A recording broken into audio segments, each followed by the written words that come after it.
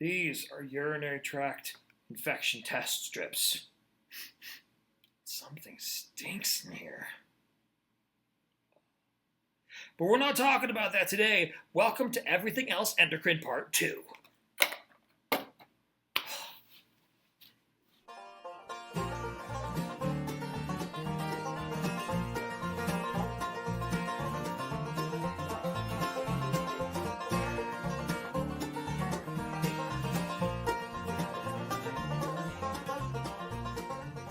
Before we talk about hyper and hypothyroidism, I always just like to tell people where I'm coming from when I say that in my brain, at least, I've always thought of the thyroid gland as similar to the accelerator on your car. The accelerator on your car, when you push down on it, revs that engine, right?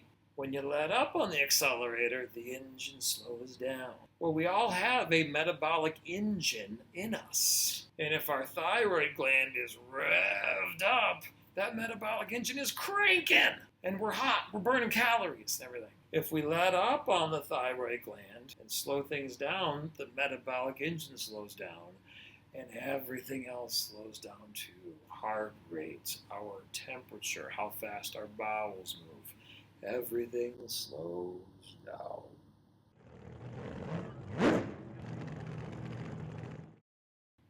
So here's another way of looking at it. Hyper and hypothyroidism exist kind of on the opposite ends of a spectrum, whereby the midpoint is a euthyroid, or physiologically sound thyroid state. Patients that are euthyroid can develop hyperthyroidism or hypothyroidism, and the two extremes of both of those are thyroid storm and myxedema coma, which we'll talk about. Let's start with hyperthyroidism first, and really to talk about hyperthyroidism, most people will focus upon Graves' disease because it occupies the vast majority of hyperthyroid cases. What's Graves' disease? Yet another autoimmune disease. The interesting thing about Graves' disease is that the antibodies that are formed in Graves' disease have a stimulatory effect on thyroid tissue, causing excess thyroid hormone, T3 and T4, to be produced and to be pushed out into the circulation. As with any autoimmune disease, we know that there must be some kind of immune triggering event, some type of preceding infection or something like that. It's thought that perhaps in Graves' disease specifically, a low iodine state could be a body stressing effect that may stimulate this autoimmune response. Isn't that interesting? Something non-infectious as the kind of tip-off or kickoff for what ends up being an autoimmune response. The clinical presentation for hyperthyroidism is speeding up, going really fast. Bowels are moving, temperature's up, heart rate is up, blood pressure's up. You're moving. Did I characterize it okay? You're speeding everything up. I mean, there isn't a cell in your body that doesn't have receptors for thyroid hormone to dictate its metabolic rate. 2 points of clinical presentation that I will specifically pull out are, one, exophthalmos, which is a very interesting clinical feature. It's also one of those things that you'll see and notice right away. Exophthalmos is the bulging eye effect that can be found in Graves' disease patients who get edema and fat deposition at the rear of the orbital, and the effect is to push the eyes forward. It's called exophthalmos. The other thing that is very important to consider is the effects of excess thyroid hormone on the heart. How it affects cardiac output, how it affects the heart's workload, and how it can, if too much is going on, contribute to cardiac deterioration by putting too much demand on the heart.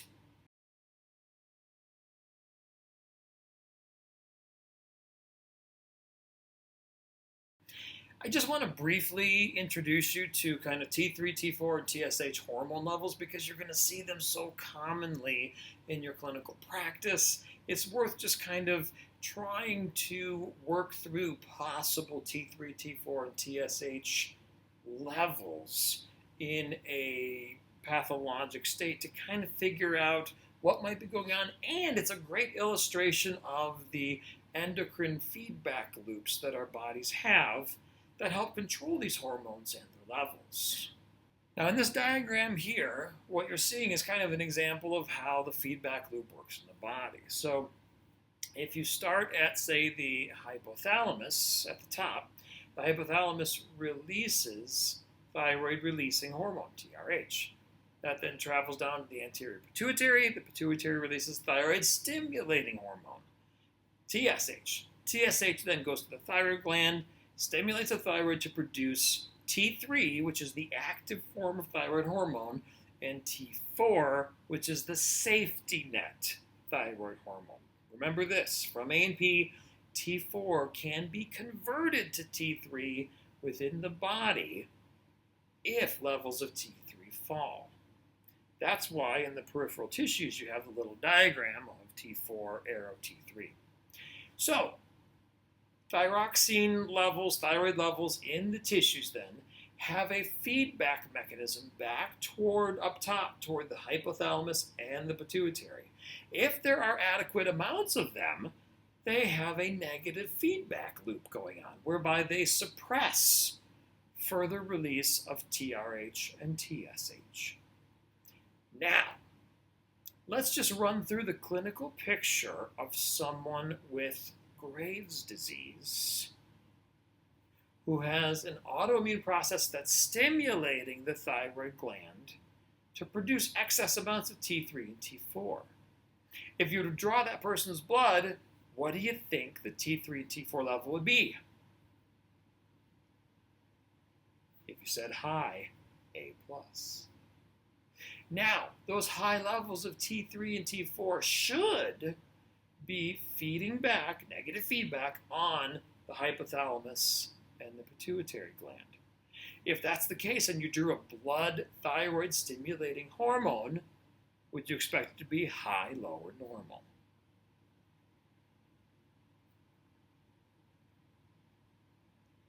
Did you say low?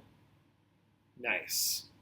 If the feedback loop is intact, those high levels of T3 and T4 should produce a reduced thyroid stimulating hormone.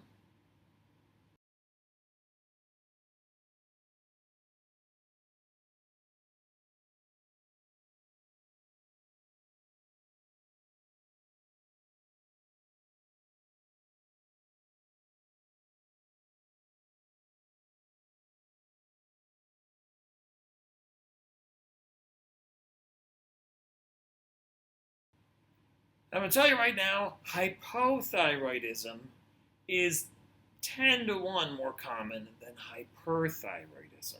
And there's all kinds of potential kind of underlying pathologies causing it. Hashimoto's thyroiditis is an autoimmune disease that produces tissue-destructive, non-stimulatory antibodies toward the thyroid itself. It's kind of the opposite of Graves' disease, basically. In addition to that, there are certain infections that can cause thyroid destruction. Iodine deficiency can cause thyroid destruction as well.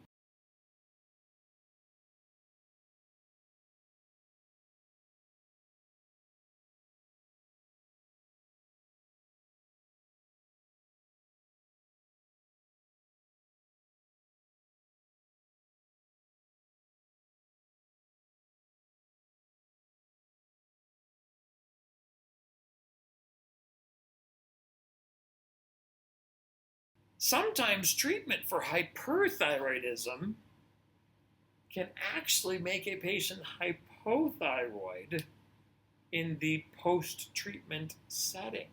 You kind of have a patient with Graves' disease, do a partial thyroidectomy, try to land at euthyroid, but overshoot the mark just a little bit and end up mildly hypothyroid. Hypothyroidism could be secondary to pituitary surgery if there is damage to those cells specifically that produce TSH. So what would a patient with hypothyroidism look like if they were in your clinic? Well, everything slows down.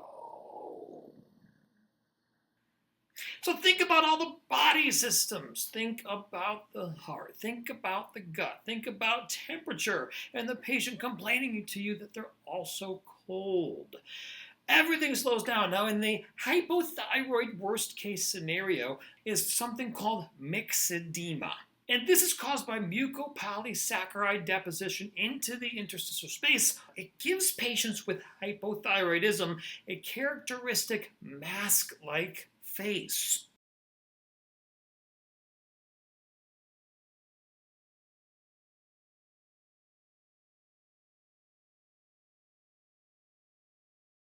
So let's walk through potential lab values for a hypothyroid patient.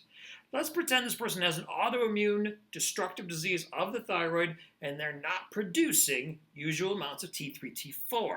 We draw their blood. Are we going to see low values of T3 and T4?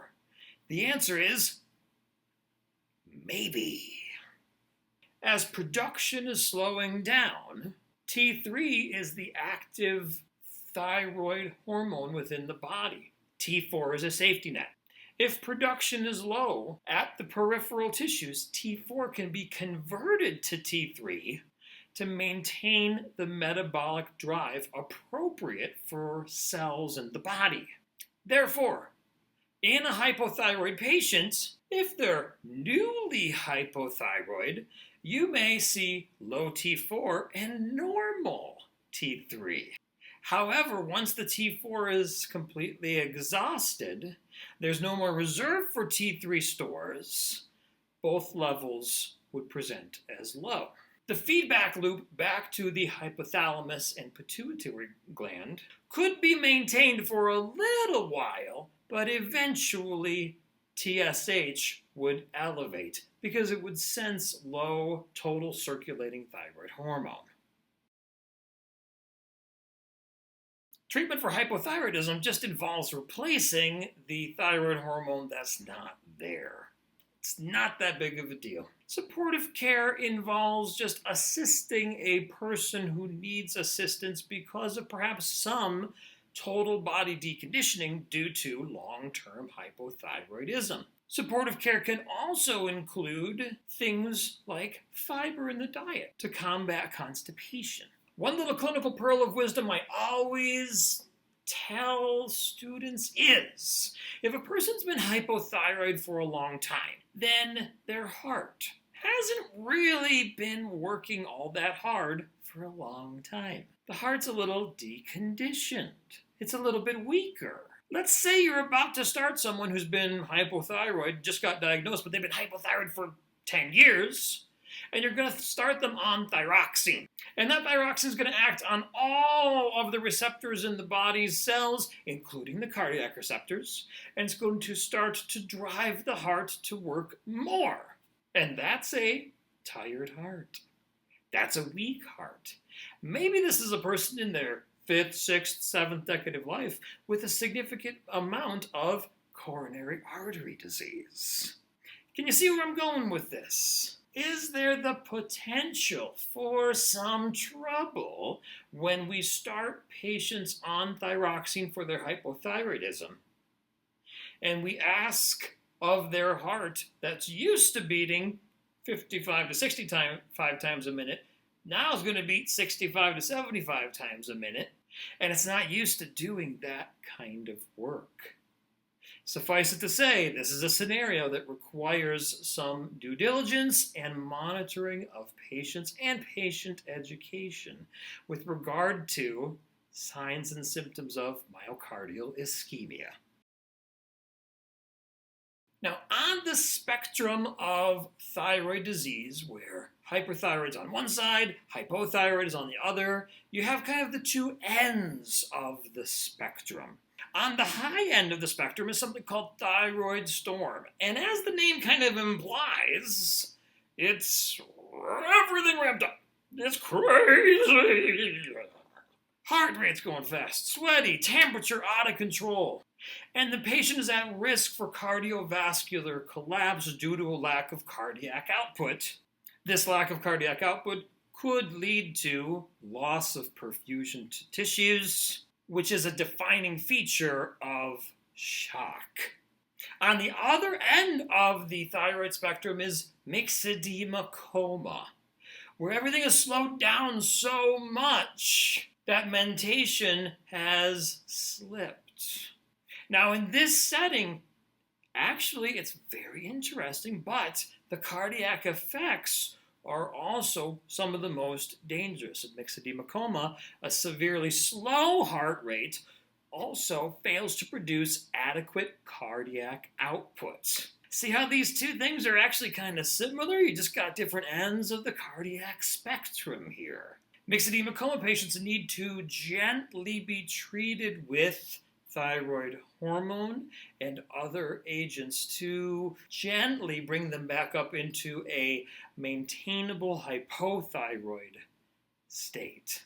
Now you might be wondering, hey, how does somebody go from, just kind of hyperthyroidism to thyroid storm or hypothyroidism into myxedema coma? It's typically this. The clinical picture is typically somebody who's not really well controlled on either anti-thyroid meds if they're hyperthyroid or thyroid supplementation if they're hypothyroid. They're not really well controlled, and typically a stressor, an infection, a trauma, something else, something traumatic, a stressor on the body occurs, asks more of that already sick thyroid gland in terms of cranking out more hormone, and it's enough to kind of throw them over the edge in one direction or the other. I just want to make sure we don't miss the term thyrotoxicosis here either. Thyrotoxicosis is kind of a pre-thyroid storm hyperthyroid state. It's severe, it's on that upper end of the hyperthyroid spectrum, but it technically doesn't have all the defining features that make someone a thyroid storm patient. Goiter, goiter, goiter, goiter. What is goiter? All goiter is enlargement of the thyroid gland. Period. End of story. The question you're going to get from your patients is, well, is it something that indicates hyperthyroidism? Is it something that indicates hypothyroidism? And here's what you're going to tell them. Goiter is a compensatory mechanism. I think they see where I'm going with this. Compensatory comes up all the time. Yeah, I think they see. Oh, sorry. When the thyroid is sick, its main compensatory mechanism is hyperplasia, which is what produces signs of goiter. A sick thyroid can be either hyperthyroid, as in the case in Graves' disease, or hypothyroid. All goiter is the thyroid's compensatory attempt to maintain a euthyroid state. All right, let's take a journey to the other side of the thyroid gland, back to where the parathyroid gland sits on the posterior aspect of the thyroid glands. And remember from A&P that the parathyroid gland's only job is to maintain blood calcium level to the benefit of the heart and myocardial contractility. Hyperparathyroidism. First of all, I'm going to say it's not that common. When people do have it, please wonder if they have some kind of underlying tumor, mass, or if the parathyroid tissue are not overly responsive to some type of vitamin or mineral deficiency, vitamin D being the most common.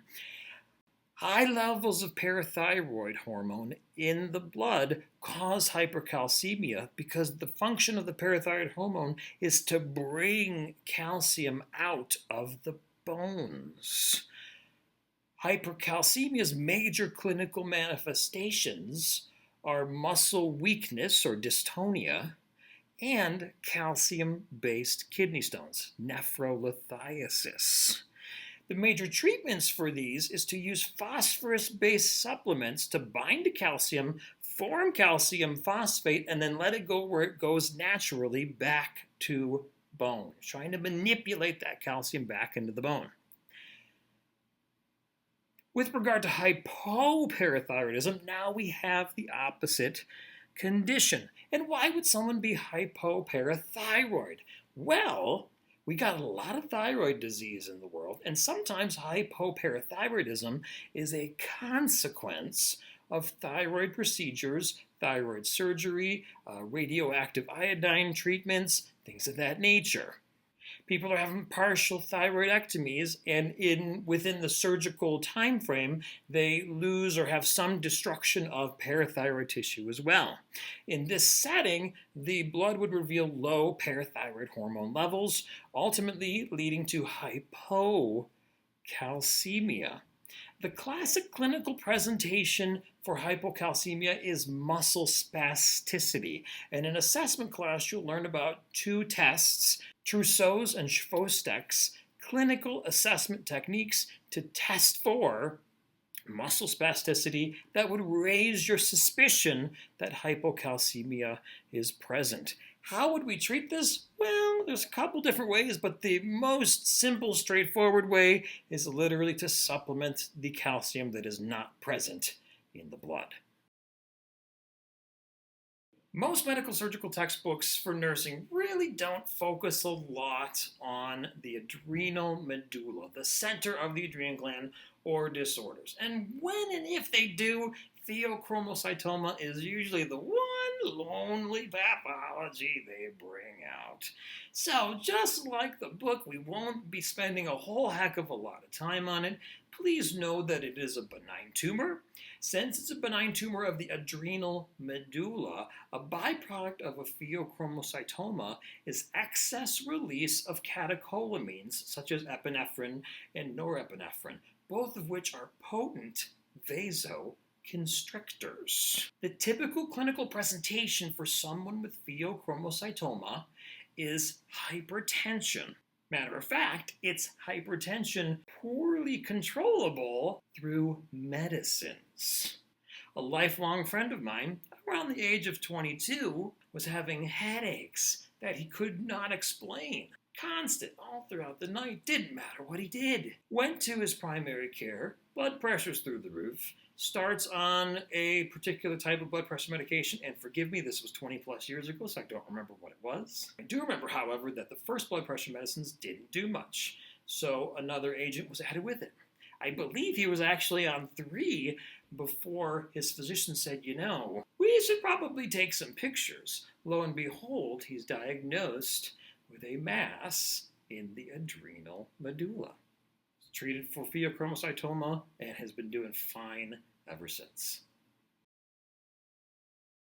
Both Cushing's and Addison's are diseases of the adrenal cortex. In Cushing's, you have too much adrenal cortex activity and therefore too much of its major hormones such as cortisol and aldosterone. Addison's is the opposite. You have adrenal insufficiency, not enough cortisol, not enough aldosterone. But why? Why would this happen?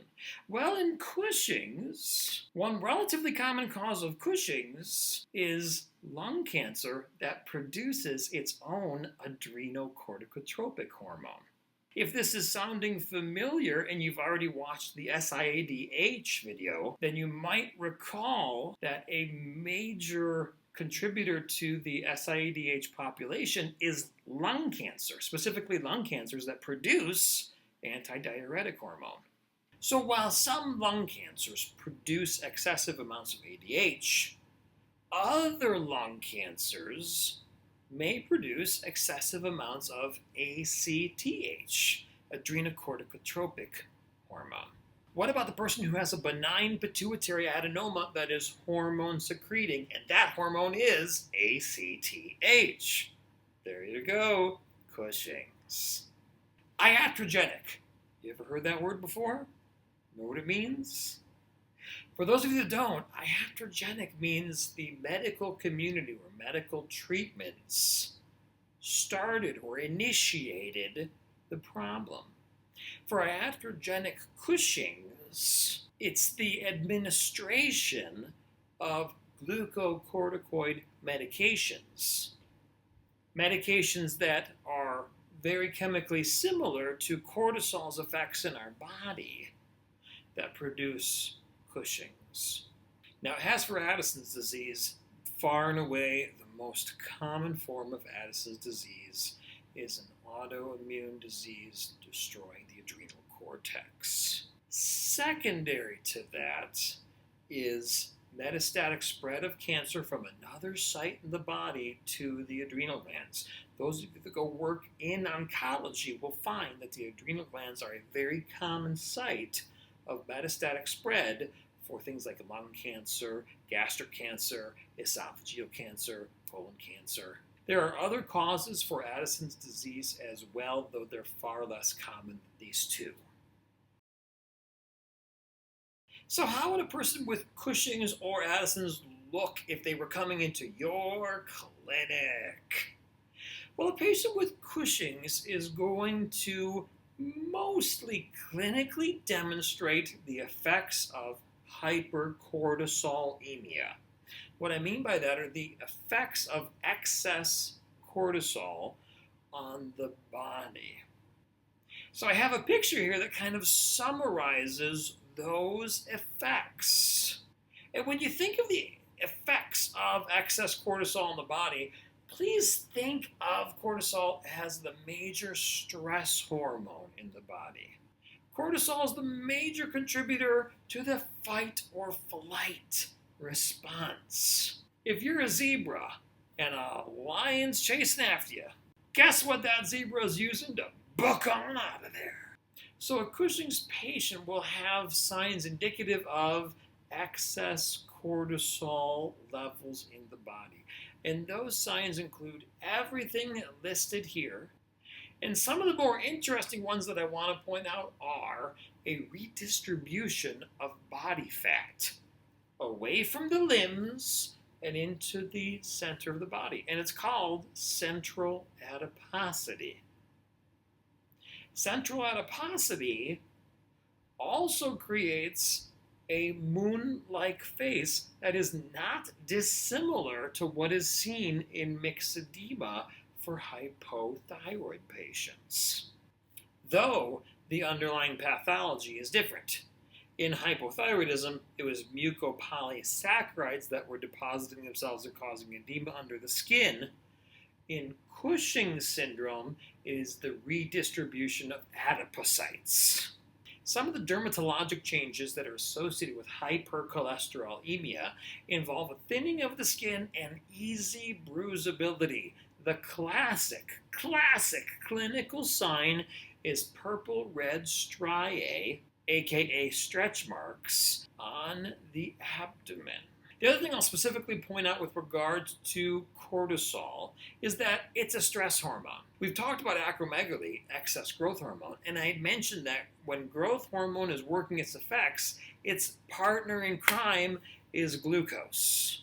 If we're going to demand growth from the body, glucose is going to be needed. Guess what? Cortisol's the same way. If we're going to have a fight or flight response, and cortisol is going to be the drum major of the band, it wants glucose to help it out. It needs glucose to help it out. Patients with Cushing's syndrome are often found to be hyperglycemic. An Addison's patient looks different clinically because an Addison's patient has reduced levels of cortisol but also reduced levels of aldactone.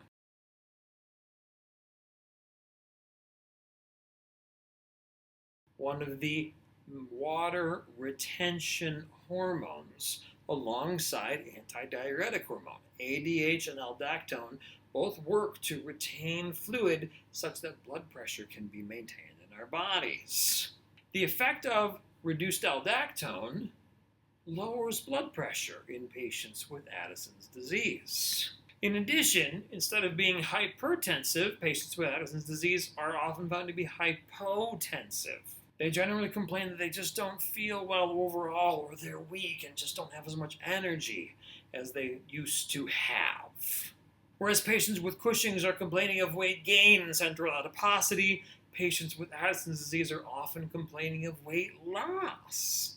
While these disorders are generally opposites of themselves, what I try to tell people is, in broad terms, Cushing's disease, in terms of its clinical presentation, more illustrates the effects of hypercortisolemia, while Addison's disease will show more clinical effects of hypoaldosteronism.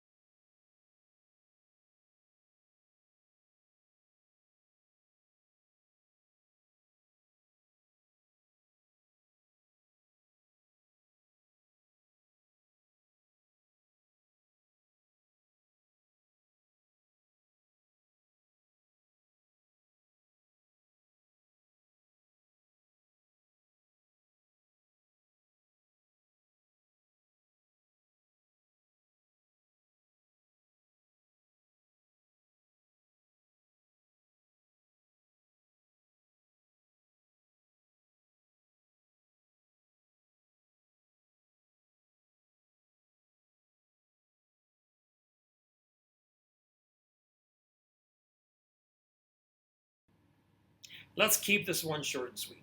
Treatment for Cushing's. Well, the major form of Cushing's is iatrogenic Cushing's, which means we gave too many steroids for the COPD, the autoimmune disease, the whatever you want.